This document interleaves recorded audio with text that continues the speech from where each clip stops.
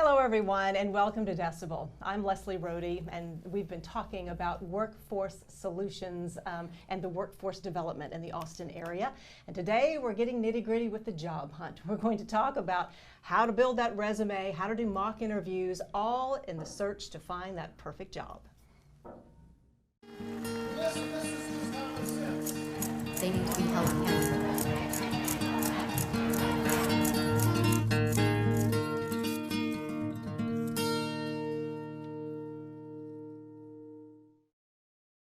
We are so glad you've joined us here live today. Jay Cruz is with me. Welcome, Jay. Thank you. Employment specialist with Workforce Solutions. And I guess we've talked about Workforce Solutions, but those who may not know what you do, what is the mission? What is the goal of the organization? Well, the organization is designed to help people get back to work. So we help people find jobs in the Austin area.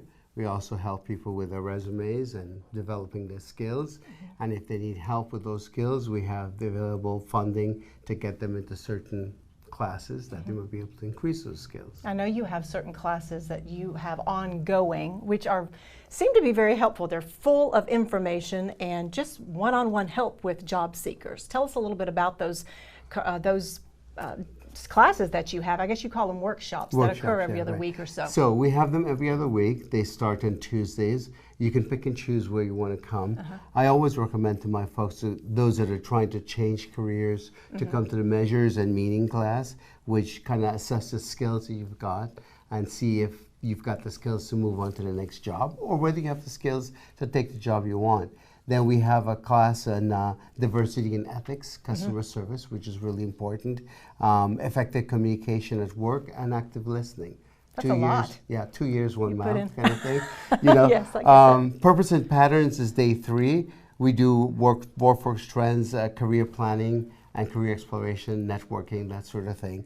And then day 4, I really recommend is the resume building and the networking. Okay? A lot in there, but you can come to one of the classes or all 4, right? That's correct. Is there a cost for them? It's a free for all Texans.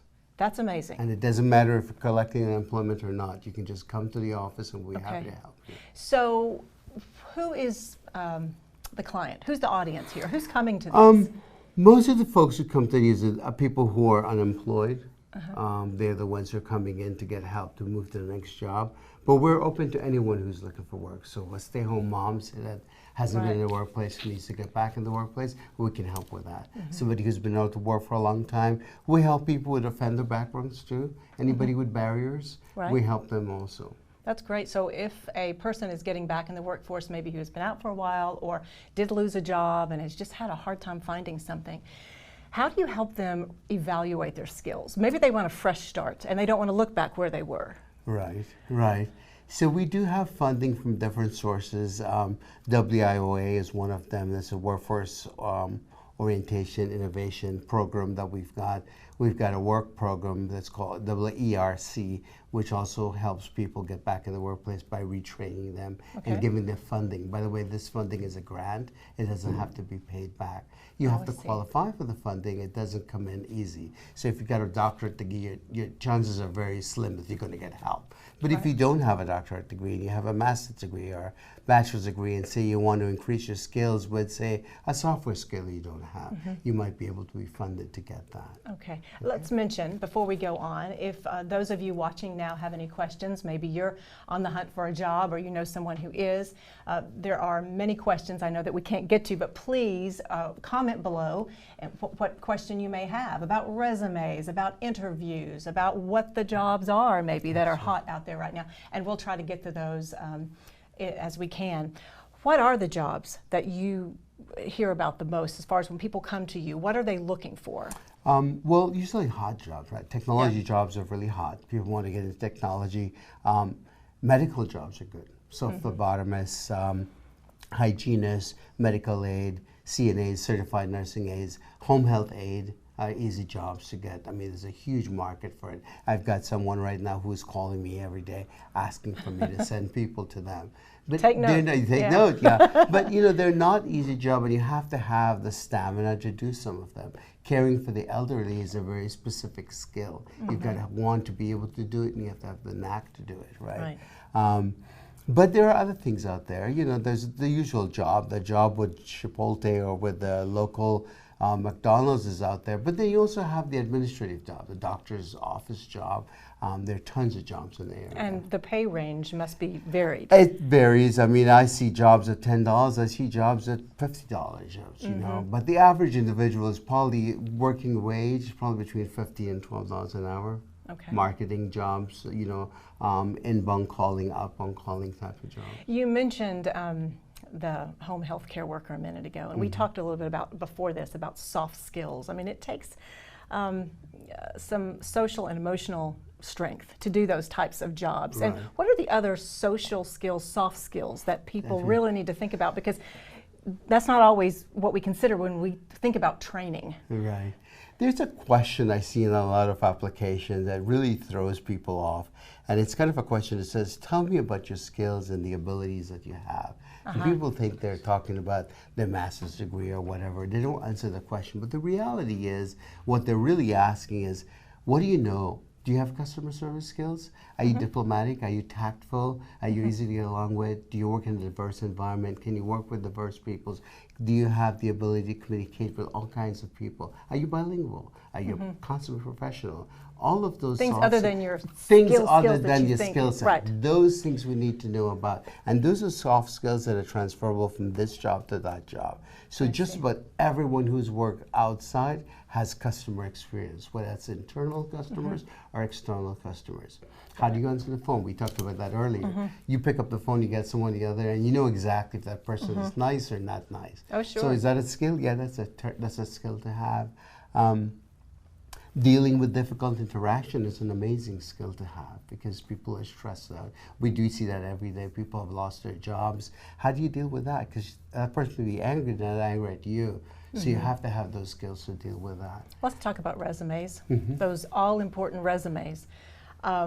They've changed a lot over the years. They have. So we've gone mostly digital now. Right. What are some of the biggest pitfalls that you see when people come in with a resume? What are the things that they need to fix the most? I always ask, hey, do you have a one-page resume? Because if I have a one-page resume, I'm going to read it. Do you have a two-page resume? Excellent, I'm going to read that. You got a three-page resume, you better got something to tell me in that third page, and it's not referrals or where you went to school.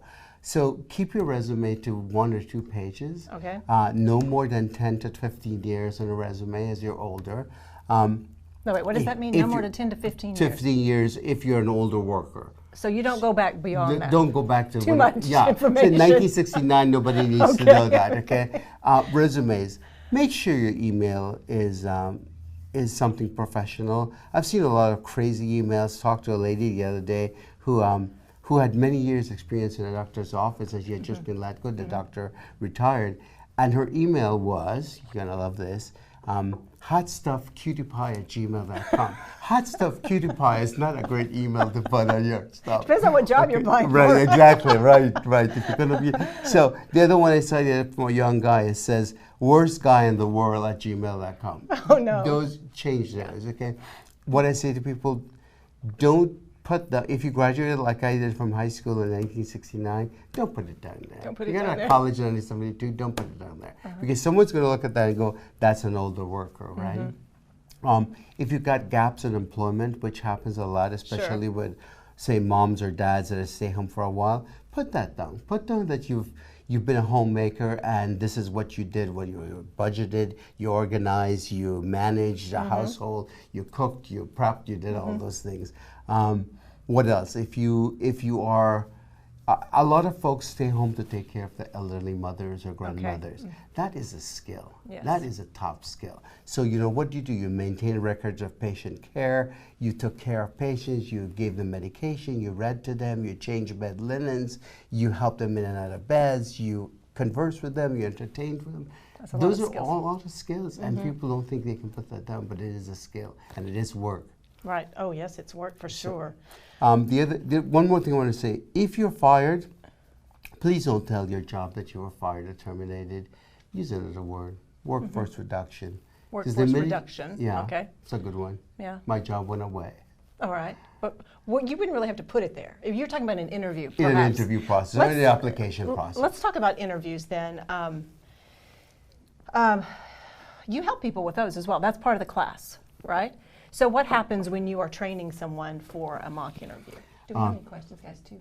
Just, no, not yet. Okay. So when we're training people for mock interviews, what we do is we pull the job they're going to go to, assuming they have one, and we look at the job description, and we set up a panel of peers to sit down and ask questions. And one of the first questions you're going to get is, tell me a little bit about yourself. Have your pitch. You know, Have it ready. Have it ready. Have it ready. I'm a consummate professional. I'm bilingual. I've got 15 years of management. I've worked for A, B, C, D, E. And we're talking about your basic elevator pitch. Right. 30 seconds or 30 less. seconds or less. That's all you have to say. The next question they're going to ask you that comes out in interviews all the time is, tell me a little bit about your strengths.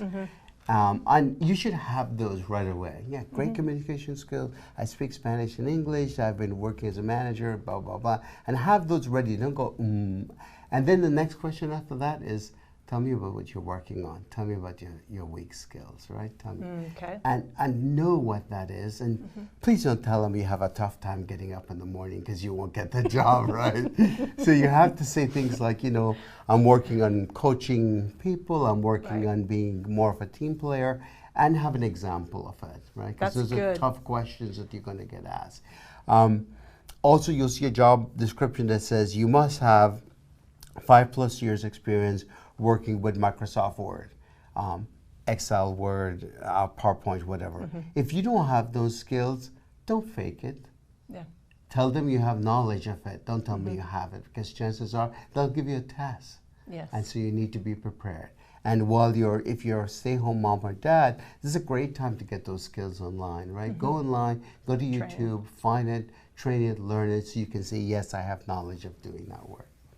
The interviews themselves, do you tell people to, I would imagine you tell people to not just write down those things, be ready for those questions, but to actually practice speaking to someone else. That's why you do the mock interview like that. Right, exactly. Have the conversation and go online. There's tons of questions. I pulled this offline today. They're great questions. There's like 10 questions here.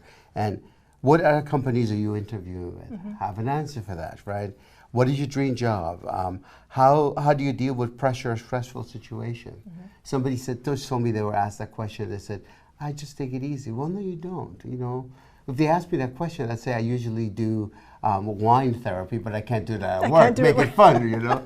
But the reality is, you may need to take a break and go and sit down and read something or get outside. And but these are all questions you can find online and have an answer for them. You know? Because a good interviewer will ask you these questions. And they could be for any job. Any job. Any job. I don't care if it's a technology job. Now, if you're a technology guy and you have to have certain skills, again, if you're an older worker, don't put them things like Fortran and Cobalt, because I'll tell you that, gosh, you graduated, you know, when dinosaurs were still roaming the earth, right? But the reality is, you want to bring that up later on, so they know you have those skills. But put the most recent skills you have in your resume and be prepared to be asked those questions. What about the cover letter? Now that we've gone digital, do you always need a cover letter too? 90% of the time, big businesses are asking for a cover letter. And a cover letter shouldn't be a repetition of your email, right? It should be something more, you know. Hey, my name is Jay. I've worked as a banker for many years. I've also done a lot of recruiting and interviewing and you know, just a simple idea of something more than you have in your resume, right? Because your resume should be a quick study of what you've done, not a detailed study of what you've done. So it's the detail you're getting into your cover Is it more of the elevator pitch type thing? It as is. an introduction? It is, and usually with cover letters, they will sometimes tell you what they want to hear on the cover letter. But don't repeat your resume. Make it fresh. And it doesn't have to be grandiose. It can just be a simple introduction. It could be an elevator pitch, really, what you've done. I know also we've gone digital so much, and many jobs don't allow you to mail in anything anymore. They want it all online. That's right. So how do you help people with that? Because I know a lot of people, maybe the older worker or somebody that is getting back in the workforce, doesn't have those skills. Right. We do have a computer class, actually, for folks who are not comfortable with computers, but we do have several customer service reps in the workplace that actually will help you download your resume, come up with a resume format. We do have resume formats at work, and download it, put it on the computer desktop so you can download it onto your web page. That's perfect. Yeah. You mentioned applying online. One of the secrets to being noticed when you apply online is to make sure you answer every question on that application.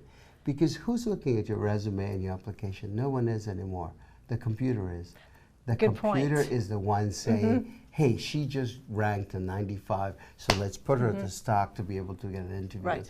If you're not answering questions and you don't know when you left or what the phone number is, either look for it or make it up, because you need to fill out that time, that hole. If you don't fill up the hole, the computer nicks you a point for all of it. And if you don't grab keywords from the job descriptions into your application and into your job duty, it does this, right? So you want to be able to connect with that job so you can answer those questions. So does your training include maybe Yes. looking at some of those keywords, as you mentioned? Yes. It scans, it just looks for yes, those. it looks for those words, yes. And we tell them, hey, you did that, make sure you put that down somewhere.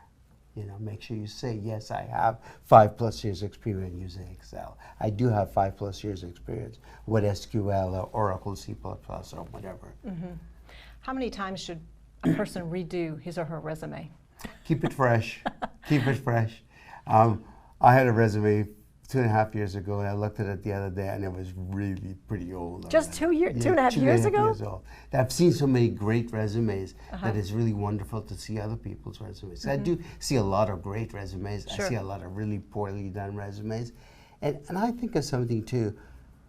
Don't get your resume done by someone so professional that you've got a high school degree and you sound like you have a doctorate degree, because then if it doesn't match, you sound phony.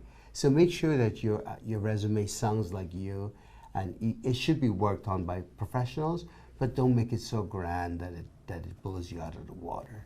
And I think you can think about your resume so much that you never get it out. That's right. There has to be a point too when you stop and say, this is as good as it's going to get right now. The biggest resume I saw was 17 pages long. Yes. Yes, I think that person is still looking for a job.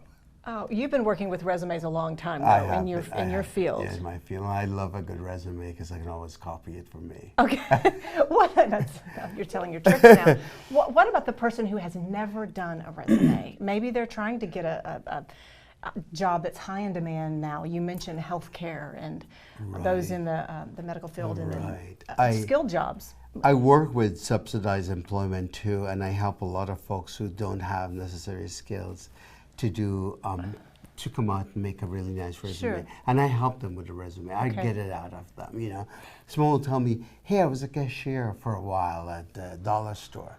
I said, great. I said, all I did was count and give change. Well, no, that's not all you did. You stood on your feet 8 hours, and you balanced your till. You gave customer service. You merchandised. You put away theft. It's just, there's lots of stuff that come, and they're always like, yeah, I did all that. They probably did some crisis communications. Yeah, too. yeah, right there at the store. Right there at the So yeah, I think that we all need help with our resumes, and that's what we're there to do. Okay.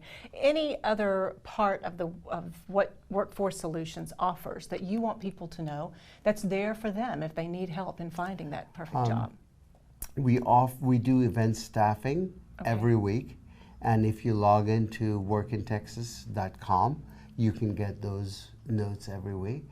There's also a way to text us. If you just go to WFScapitalArea.com, you can find out all that information. And you can get a text where every time we have an event staffing, you can come in with your resume. So next week, Tuesday, I can tell you from 9:30 until 1:30, we have an event a staffing event with about 15 employers. Okay, so a wide variety? From housekeeping to technology and medical. And that's Tuesday. We'll put that in the comments as well. Yes. And we should make sure we put the website as well for, you said it's Yes, I do have one for Okay, you that's here. perfect. Yeah. Jay, thank you very much. Jay Cruz from Workforce Solutions, Employment Specialist. You have helped a lot with some resume questions. Anytime, please call. Okay. Thank you all for watching. Hope you had a great day. Thank you.